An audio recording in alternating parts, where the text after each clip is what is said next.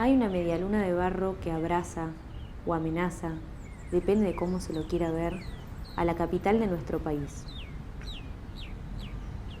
En la porción norte de la medialuna existe una extensa parcela que hoy hace honor con su nombre al suelo donde tantos de nuestros soldados dejaron su vida cuando nacía la octava década del siglo pasado. Dentro de esa extensa parcela, que suelen llamar distrito, hay límites geográficos que separan o unen, depende de cómo se lo quiera ver, a extensiones más pequeñas de diversas dimensiones, que se las conoce como ciudades. Dicen que una de esas ciudades, bautizada Los Polvorines, le debe su nombre a un polvorín que el ejército argentino estableció en sus cercanías. Al lado de Polvorines, lugar donde nací, hay otra ciudad llamada Pablo Nogués. En una esquina, cerca de la estación del tren, existe una escuela en la que tuvo lugar un encuentro entre la historia de una de las etapas más oscuras de nuestro país y la todavía necesaria reconstrucción de una memoria colectiva. Este movimiento de recuperar la historicidad de lo que se recuerda, reconociendo el sentido que en su momento tuvo para sus protagonistas, es lo que me llevó a volver a alguien que me habló de su pasado cargado de un sentido para el presente.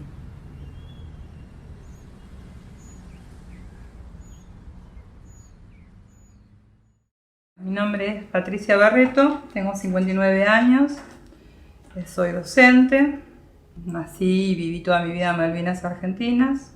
Somos una familia víctima de la última dictadura cívico-militar y eclesiástica. Mi papá es uno de los 30.000 desaparecidos. Él fue secuestrado el 8 de noviembre de 1978 de nuestro domicilio familiar en Pablo Nogués, en ese momento General Sarmiento, actual partido de Malvinas Argentinas.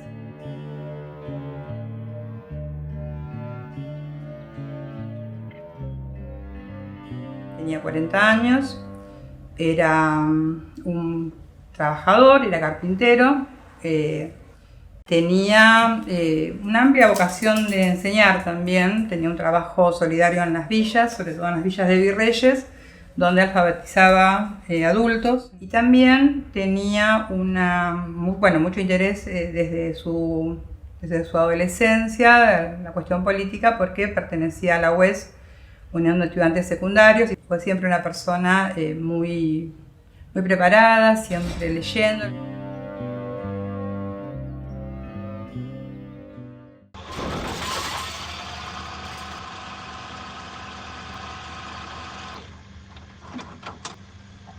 Un día de una tormenta muy fuerte, y como a las 10 de la noche estábamos en el comedor, mi mamá estaba cocinando, mis hermanos haciendo la tarea, yo sentada ahí con ellos.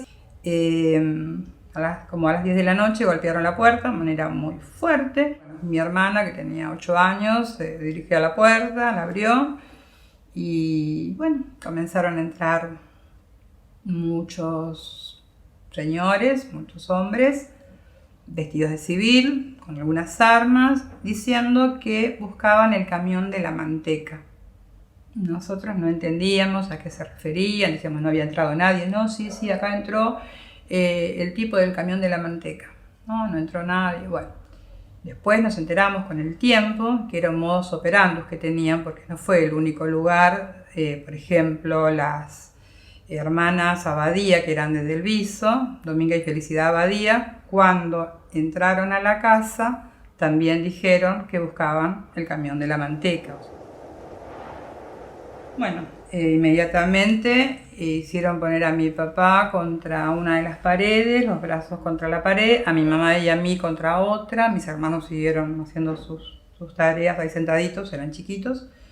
Yo me daba vuelta porque le hacían muchas preguntas a él y bueno, me presionaron fuertemente la cabeza contra la pared como para que no me diera más vuelta, y le preguntaban a mi papá cosas. Por ejemplo, en mi casa había una biblioteca muy grande que ocupaba toda una pared, entonces, por ejemplo, decían por qué había tantos libros, Y mi papá le decía que era un trabajador, y le decía, miren mis manos, las callos, ¿no? de un trabajador, y le decían, no, un trabajador no puede tener tantos libros. O sea, bueno, ya vemos el pensamiento. Antes de esto, mi papá le dijo que no le hiciera pasar esa vergüenza delante de los hijos, entonces dijeron, tiene razón, y me dijeron a mí que llevara a mis hermanos a la habitación. Los llevé a mis hermanos, y miro por la ventana y los veo pasar a estas personas llevándose a mi papá.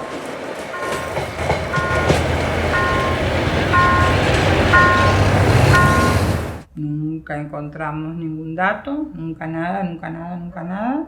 Si estuvo en Campo de Mayo, si estuvo en el batallón.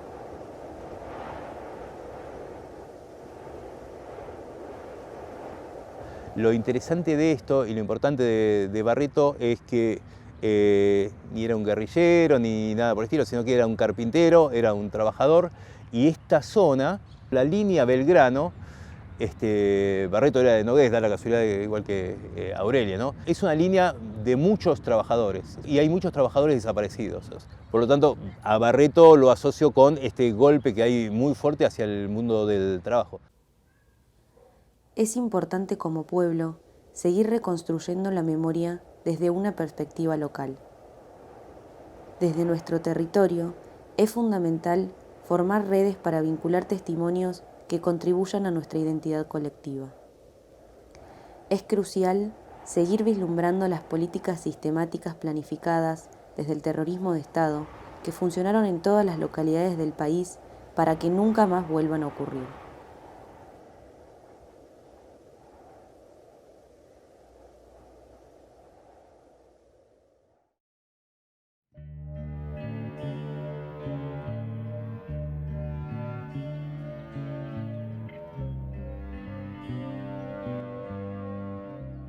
Yo iba a mi escuela secundaria y a veces iba en el tren y se veía cuando estaban practicando tiro. Yo creí que estaban practicando tiro, que estaban matando personas, no lo sé. Y cualquier persona que vive en Nogués o en Polvorines sabe que si íbamos caminando al lado del batallón estaban los cartelitos que decían no se detenga, el centinela abrirá fuego. O sea, esas cosas estaban ahí, existieron. O sea, era un lugar militar, bueno, era una época militar.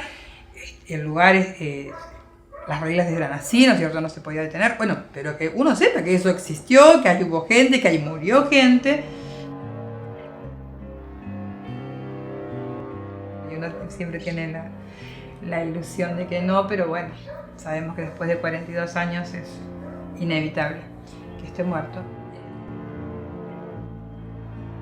Tuvimos una década de amnesia con las leyes de impunidad, con Menem indultando, y además el previo de las leyes de obediencia debida y punto final, con lo cual los 90 fueron tiempos muy oscuros. Cuando llegó Kirchner, bueno, se transformó en una política de Estado el tema de los derechos humanos, de ahí es que se declararon inconstitucional las leyes de punto final de obediencia debida y se avanzó al respecto, e incluso por ejemplo en lo de la ESMA se evitó que se destruyeran estos edificios para que hoy puedan servir en los juicios. Con respecto a nuestro partido, en Malvinas Argentinas, cuando asumió el intendente actual, Nardini, avanza respecto de la política de derechos humanos, por lo menos creando la Secretaría. Walsh decía, la élite, las clases altas, tienen la capacidad de manejar el poder, manejar la economía e incluso manejar la historia. Con lo cual vos cuando aprendés la historia, conocés la historia de la élite. Y tiene la habilidad de eliminar la memoria de las clases bajas. Entonces las clases bajas cada vez que logran un triunfo es como si fuera el primer triunfo, o cuando tienen una derrota es la primer derrota.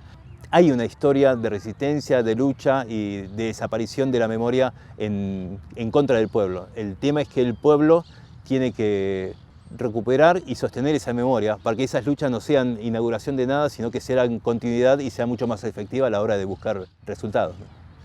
Eso hay que defenderlo, y hay que defenderlo como dé lugar, porque justamente creo que toda esta gente que falta, los 29.999 y mi papá, luchaban para eso, para un mundo más igualitario donde todos tengamos los mismos derechos. Entonces, la memoria es importante porque el que no tiene memoria está condenado a repetir los errores. las causas que hace más de 20 años mueven la resistencia del pueblo argentino no estarían desaparecidas, sino agravadas por el recuerdo del estrago causado y la revelación de las atrocidades cometidas.